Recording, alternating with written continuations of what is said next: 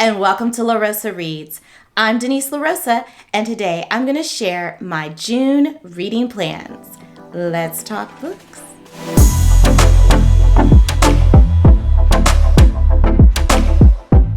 You guys, I don't know when I've been this excited to share a TBR. It's been a while, but you guys, I have some fun things planned for June, and part of it's because I'm in the creative flow of things. I work in the field of education, and I will be on vacation for the greater part of June. And with all of that time, I am free to just be me and do me, which is reading. So, without any further ado, let me share with all of you the books that I plan to read in June.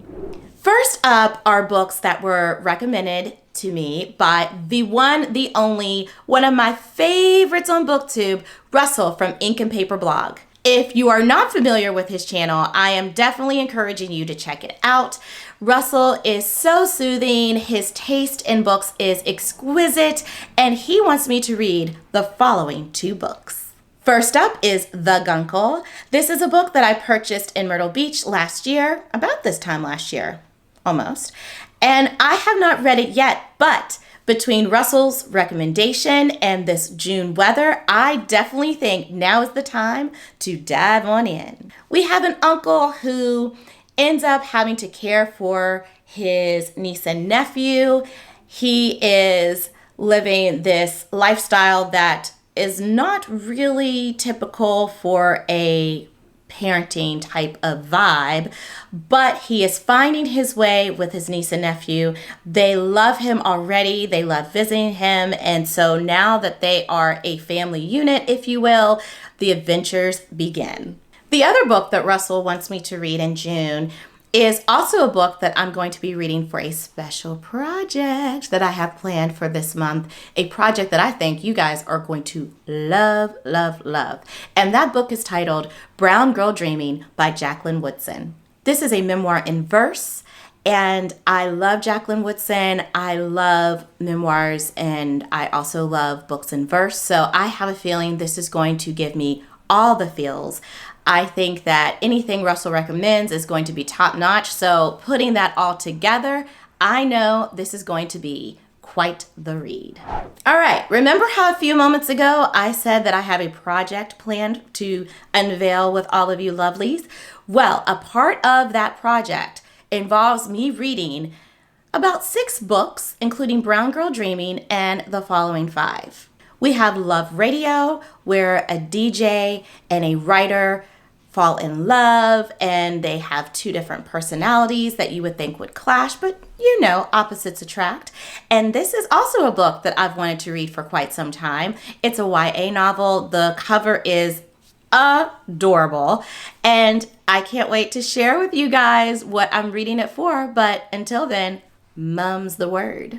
The next book that I plan to read in June is another YA novel titled The Voting Booth. This book will help me along with this project that I have up my sleeve, and it was published in 2020, so it's a few years old, but I think it's still very relevant and a read that I'm looking forward to diving into. So a quick overview of the synopsis is that Marva was born ready for this day. She's always been driven to make a difference in the world, and what a better way than to vote in her first election. Duke Crenshaw is so done with this election. He just wants to get voting over with so he can prepare for his band's first paying gig tonight. Only problem, Duke can't vote. When Marva sees Duke turned away from their polling place, she takes it upon herself to make sure his vote is counted. She hasn't spent months doorbelling and registering voters just to see someone denied their right. And that's how their whirlwind day begins, rushing from precinct to precinct, cutting school, waiting in endless lines, turned away time and time again, trying to do one thing, vote. They started off as strangers, but as Duke and Marva team up to beat a rigged system, it's clear that there's more to their connection than a shared mission for democracy. Come through the voting booth. I cannot wait to read you. Now, this is a book, you guys, that I have had on my radar for quite some time. The school counselor at the school where I work has recommended it. I've seen it in various publications, and it is called The Beauty in Breaking. This is a memoir by an emergency room physician, a Black female emergency room physician. And as I'm looking over this, the synopsis, it is really, really empowering just as I read it. So this African-American woman is in a profession that is overwhelmingly male and white. She was brought up in Washington, D.C. in an abusive family. She went to Harvard where she met her husband. They stayed together through med school until 2 months before she was scheduled to join the staff of a hospital in Central Philly when he told her he couldn't move with her. Her marriage at an end, Harper began her new life in a new city and a new job as a newly single woman. In the ensuing years, as Harper learned to become an effective ER physician, bringing insight and empathy to every patient encounter, she came to understand that each of us is broken, physically, emotionally, and psychologically. How we recognize those breaks, how we try to mend them, and where we go from there are all crucial parts of the healing process. So this book is a part of my secret project, and I think it's going to be a part of my life for years to come. I'm looking forward to reading this memoir. All right, we have 2 more books in my TBR that are a part of my project that I have coming up. And the next one is What the Fireflies Knew. This is a book that I've been wanting to read ever since it was before it even came out, before it was published, because I saw a lot of pre-order social media posts. And I am excited that this project is giving me that nudge that I need to read What the Fireflies Knew. So this is a coming-of-age novel. We've got, from the perspective of 11-year-old KB as she and her sister try over the course of a summer to make sense of their new life with their estranged grandfather after the death of their father and disappearance of their mother. After her father dies of an overdose and the debts incurred from his addiction cause the loss of the family home in Detroit, almost 11-year-old Kenyatta Bernice, KB, and her teenage sister Nia are sent by their overwhelmed mother to live with their estranged grandfather in Lansing. Over the course of a single sweltering summer, KB attempts to get her bearings in a world that has turned upside down.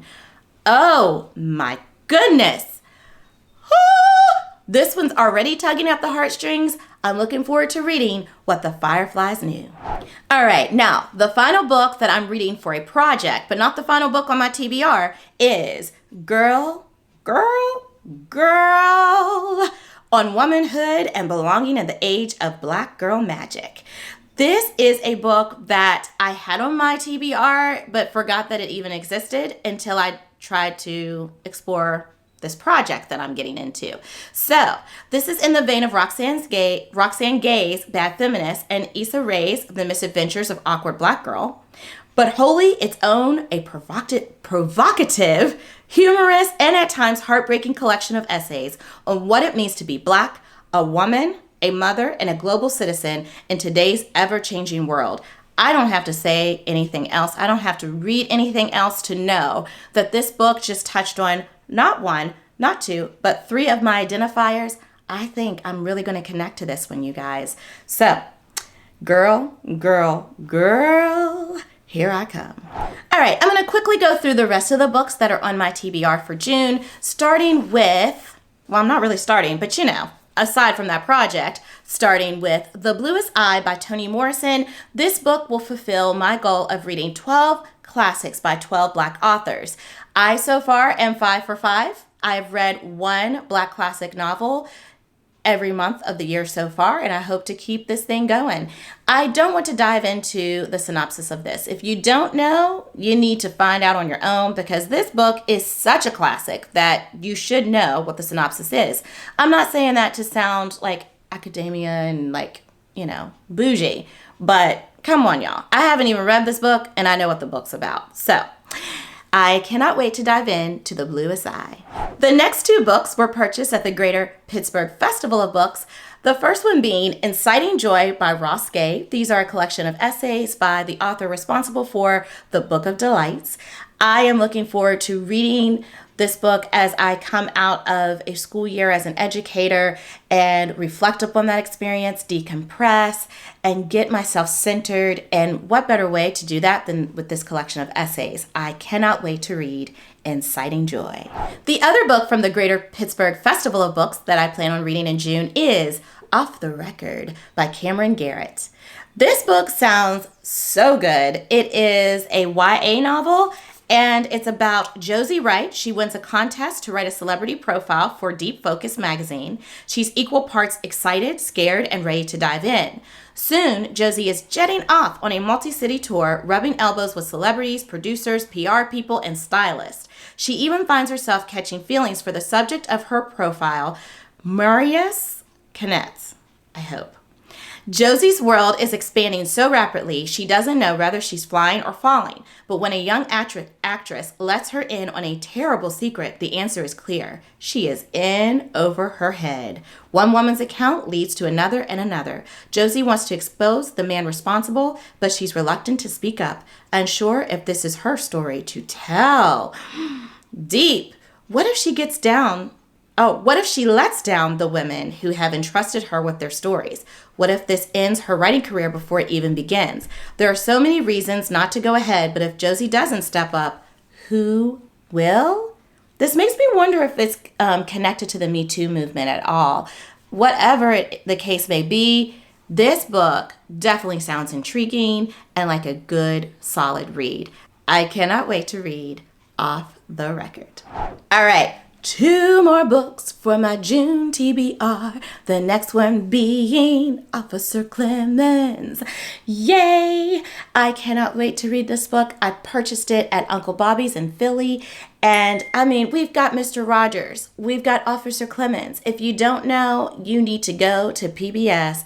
I'm telling you, those of us from the Mr. Rogers generation definitely know who Officer Clemens is. And we also remember this iconic moment that happened on the Mr. Rogers show, Mr. Rogers' Neighborhood. Now, as a Pittsburgher, I have an even deeper appreciation for these 2 men, and Officer Clemens has quite the story to tell. I remember hearing from him in the Mr. Rogers documentary some years ago, and knowing that this is a queer Black man who was playing portraying this character on a children's show. Can you imagine? And I'm laughing because it's like I cannot imagine what that was like. You know, he had to embrace who he was. Like, what was it like if he went out, with his boyfriend, or he, was seen out in public with his companion, with his partner, by children? Like, at that time, we have a long ways to go, but we weren't as a society as inclusive and open to that. And so I cannot wait to read and learn more from Officer Clemens. Last but not least, we have what has become one of my favorite series ever, and it is the 3rd installment in the series, and it is titled School Trip. Oh my lordy, how I love these characters. So the first book in the series is The New Kid. The second book in the series, which I read last year, is titled Class Act, and School Trip just came out recently, and I snagged it with the quickness, y'all. I am so excited to dive in. So we've got Jordan, Drew, Liam, and the rest of their friends from Riverdale Academy Day School are finally heading out on their long-awaited school trip to Paris. As an aspiring artist himself, Jordan, who is this young man right here, he can't wait to see all of the amazing art in the famous City of Lights. When their trusted faculty guides are replaced at the last minute, the school trip takes an unexpected and hilarious turn. But trying to find their way around a foreign city ends up being almost as tricky as navigating the same friendships, fears, and differences that they struggle with at home. Will Jordan and his friends embrace being exposed to a foreign language, exotic food, and a different culture, or will they all end up feeling like the new kid? This is why I love Jerry Craft for the work that he does with this series. There's hilarity, there's very much youth-like qualities to the book, but he also interweaves some more heavier topics and issues and challenges that we all face, and particularly for young people to face, learning through these characters how they navigate it and express themselves through these experiences is really neat. It's really intriguing. Not to mention the illustrations are great. I absolutely adore Jerry Craft in this series. I mean, look at this. It's just, Oh, it's such a delight. I get lost in his books, so I cannot wait to read School Trip. Yay! That's all, folks. I wonder what you're up to in the month of June as far as reading is concerned. Or, I mean, if you want to talk to me about other things you're up to, I'm down for that as well. So hop over to the comments and let's talk it up. Also, check out what I have been up to in the past with some other videos. And until next time, happy reading. Bye.